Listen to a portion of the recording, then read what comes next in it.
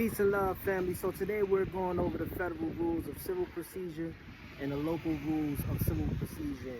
Always view your jurisdiction. When I say jurisdiction, always view the local rules of civil procedure in which state that you are presently in, because rules can vary and change from state to state.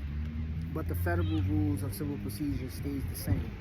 So right now we're going to go through 1 through 4. So rule 1 is the scope and purpose. These rules govern the procedure in all civil actions and proceedings in the United States district courts, except as stated in the Rule 81. They should be construed, administered, and employed by the court and the parties to secure the just, speedy, and inexpensive determination of every action and proceeding. 2. Rule 2. One form of action. There is one form of action, the civil action. Title 2. Commencing an action, service of process, pleading, motions, and orders. Rule 3. Commencing an action. A civil action is commenced by filing a complaint with the court. Rule 4.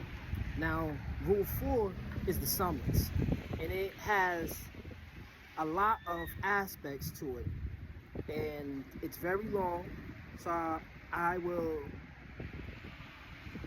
insist or prefer you guys to read it on your own time.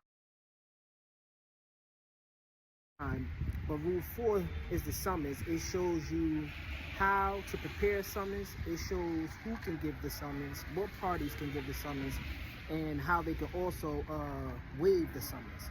But just to read a couple of lines here. Summon. Rule 4, summons. A, contents and amendments. The contents a summons must have are the name of the court and parties. B, directed to the defendant. C, state the name and address of the plaintiff's attorney, or if unrepresented, of the plaintiff.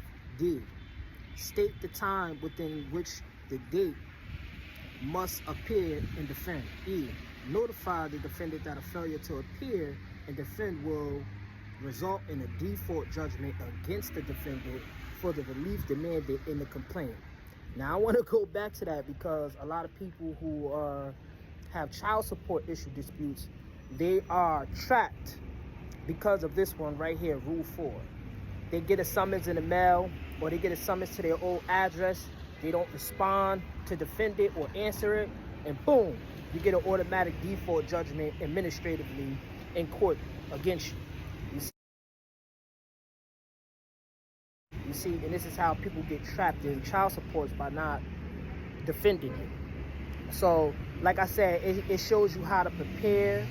To go over a few examples over here. B, the issuance. C, the service. It shows you how to serve, right? How to serve the other party. 1, in general of the summons must be served with a copy of the complaint. The plaintiff is responsible for having the summons in the complaint served within the time allowed by Rule 4M, and must furnish the necessary copies to the person and make service. So 2 shows you by whom. 3 shows you by a marshal or someone specially appointed. So you can have someone specially appointed from the court to serve the other party with the summons and the complaint. Then D shows you waiving the service. 1 shows you requesting a waiver. A shows you B in writing and B address. Line I shows you to the individual defendant.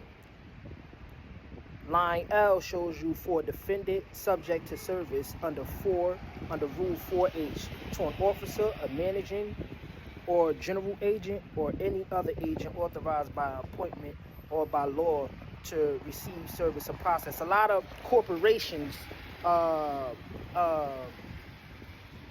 people who are suing corporations use this rule, because usually a corporate, you can't serve a corporate CEO, so you will have to give it to their agent or send it to their agent, and 9 times out of 10 it don't be the same address as the corporate entity, all right, to receive the service, right? Okay. Now, that's the summons. So that's rule 1 through 4. Keep up with me. Stay in tune. Let's get it.